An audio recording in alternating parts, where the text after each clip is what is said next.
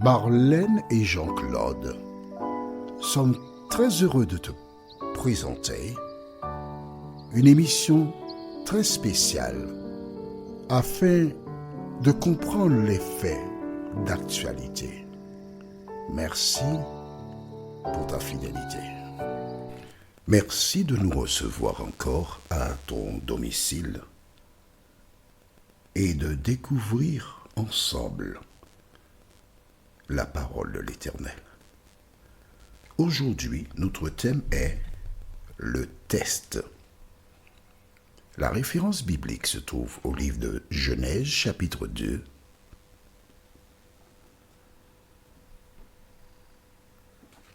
les versets 15 à 17. Genèse, chapitre 2, versets 15 à 17. Le thème, le test.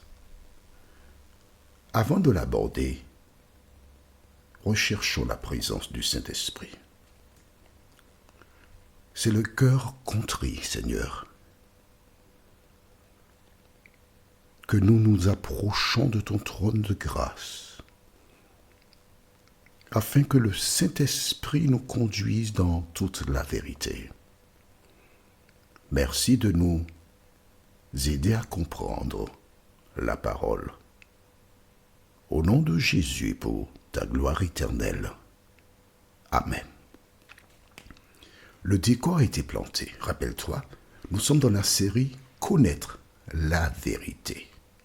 Jean 8, 32 est la référence de base, à savoir « Vous connaîtrez la vérité et la vérité vous affranchira ». Dans Jean 14, verset 6, la Bible déclare « Jésus lui répondit, je suis le chemin, la vérité et la vie.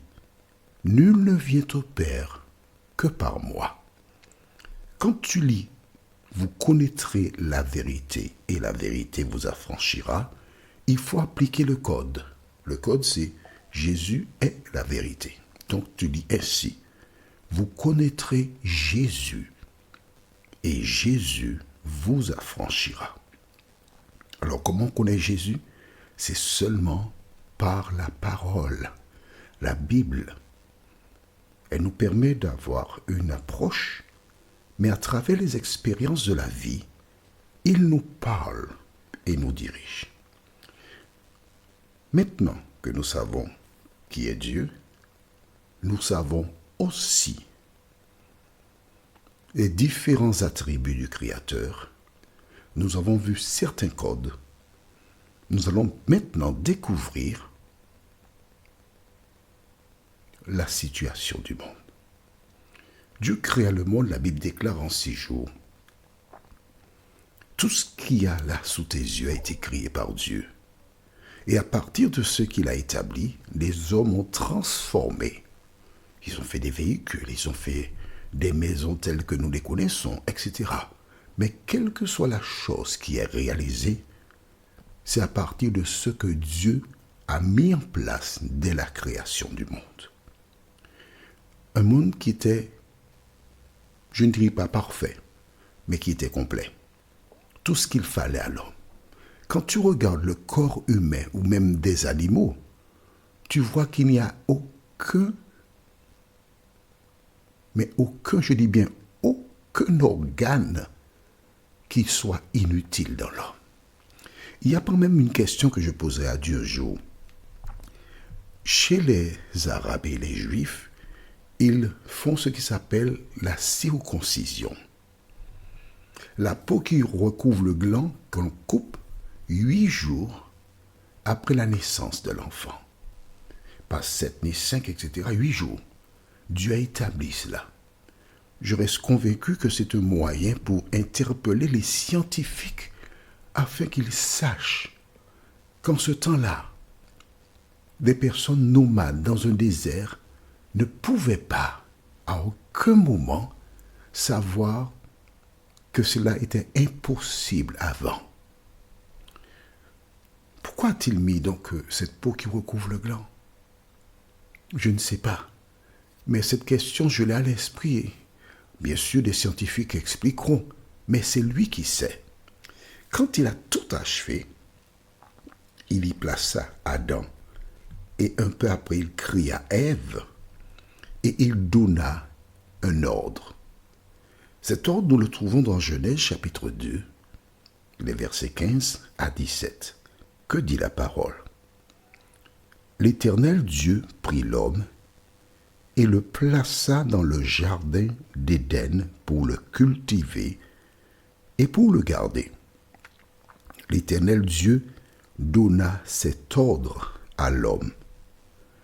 Tu pourras manger de tous les arbres du jardin, mais tu ne mangeras pas de l'arbre de la connaissance du bien et du mal, car le jour où tu en mangeras, tu mourras. Wow! Car le jour où tu en mangeras, tu mourras. La notion de vie et de mort existe donc dès la création. Est-ce que c'est clair pour toi? Mais cette référence, le verset 17 en particulier, est une mine que des gens ne comprennent pas. Je relis pour toi. Mais tu ne mangeras pas de l'arbre de la connaissance du bien et du mal, car le jour où tu en mangeras, tu mourras. Il y a deux chemins, obéir ou désobéir. Le jour où tu en mangeras, tu mourras. Bon, ton cahier écrit là-dedans. Romains 6, verset 23. Romains 6, verset 23. Et écoute attentivement. Oublie tout ce qu'on t'a raconté. Souvent, je pose la question à des personnes, pourquoi Ève et Adam sont morts? Et ils me répondent, parce qu'ils ont mangé le fruit. C'est pas ça du tout, non? Du tout. Pourquoi sont-ils morts? Ce verset 17, je répète, est une bombe, est une mine. Romains 6, 23, tu as écrit dans le cahier? Tu as ouvert ta Bible, tu as cherché aussi. On lit ensemble. Romains 6, verset 23 déclare, car le salaire du péché, c'est la mort. Mais le don gratuit de Dieu, c'est la vie éternelle en Jésus-Christ. Alors nous relisons la fin du verset 17. Car le jour où tu en mangeras, tu auras péché. Et parce que tu auras péché, tu mourras. Est-ce que c'est clair pour toi? Mais oui, puisque Romains 6, 23 déclare, car le jour où tu en mangeras, tu mourras. C'est ce qu'on lit là dans Genèse 2. Mais dans Romains 6, 23, car le salaire du péché, c'est la mort. Qu'est-ce que cela veut dire? La mort existe là où il y a le péché. Exemple, puisqu'il est question de salaire. Tu travailles quelque part dans une entreprise, tu fournis du travail. Tu dois recevoir quoi? En fin de mois, le salaire.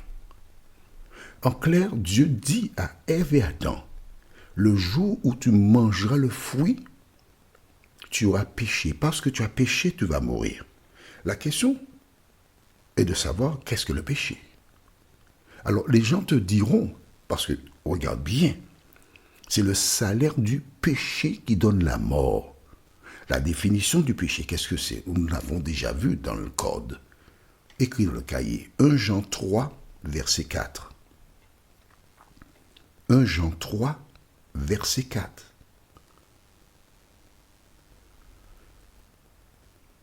La Bible est facile à comprendre, mais il suffit de savoir où chercher et comment chercher surtout.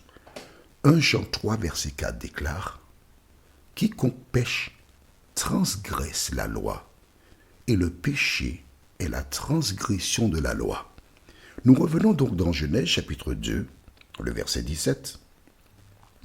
Et je vais utiliser le code.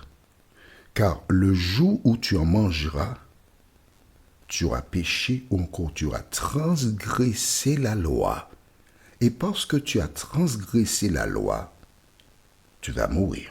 Est-ce que c'est clair pour toi? Car le jour où tu en mangeras, tu mourras. 1 Jean 3, verset 4 déclare « Quiconque pêche transgresse la loi ». Regarde bien, on ne dit pas une loi, mais la loi. C'est bien défini. De quelle loi s'agit-il? Écris dans ton cahier. Jacques 2, versets 10 et 11. Jacques 2, versets 10 et 11 déclare « Car quiconque observe toute la loi, mais pêche contre un seul commandement, devient coupable de tous. En effet, celui qui a dit tu ne commettras point d'adultère a dit aussi tu ne tueras point. Or, si tu ne commets point d'adultère, mais que tu commettes un meurtre, tu deviens transgresseur de la loi. » D'accord? La loi. Donc, cette loi-là est celle par laquelle toi et moi nous serons jugés. Elle existait déjà depuis la création du monde. Note avec moi que Ève et Adam n'étaient pas des Juifs. C'était les deux premières créatures de l'Éternel. On parle d'humains, d'accord? Bien. Le test, c'est quoi? Dieu est amour, nous l'avons déjà vu. Son objectif n'était pas de faire des robots. Il a laissé à l'homme le choix. C'est comme par exemple, j'ai des connaissances, notamment un voisin qui se prénomme Gilbert. Il me dit que lorsqu'il voit une femme qui est forte, grosse dame, il aime la femme parce qu'il aime les femmes qui sont grosses. Mais il y a d'autres personnes qui n'aiment pas les femmes grosses. Chacun est libre de faire son choix. Nous sommes d'accord? Dieu, en créant Ève et Adam, les a placés dans un jardin. Il leur a laissé le choix. Mais il ne veut pas qu'on le serve par contrainte, mais par amour. C'est pourquoi il leur a dit, bon, tu es ici, mais voici les conditions. Ils avaient le choix entre demeurer fidèles à Dieu, obéir ou désobéir. Aujourd'hui, je rencontre beaucoup de personnes qui me disent, ah oui, si j'étais à la place d'Ève et Adam, je n'aurais pas fait cela. Mais Dieu nous parle de différentes manières. Tu as la Bible entre tes mains. Que fais-tu? Est-ce que tu obéis à la Bible? Toutes les fois que tu fais le contraire de ce que dit la Bible, tu fais exactement comme Ève et Adam. Prions. Notre Seigneur et notre Dieu, merci pour la parole. Merci de continuer de nous éclairer et de nous diriger dans toute la vérité.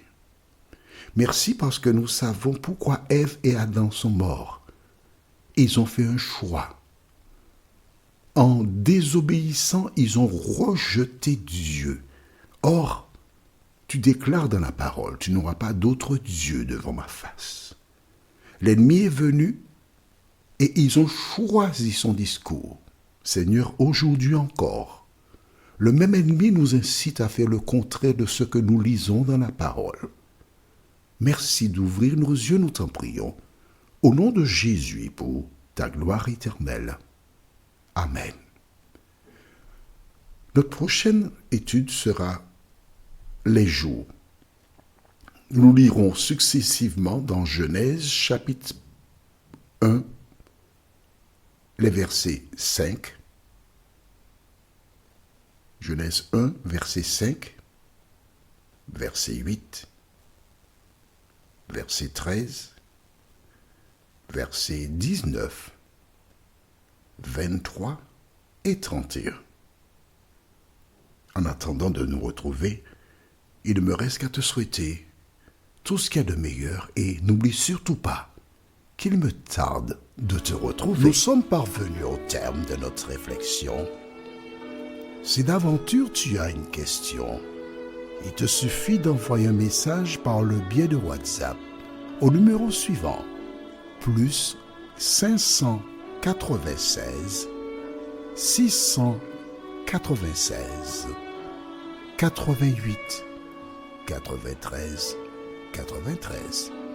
Et alors, Jean-Claude, moi, je me ferai un réel plaisir de répondre à ta question.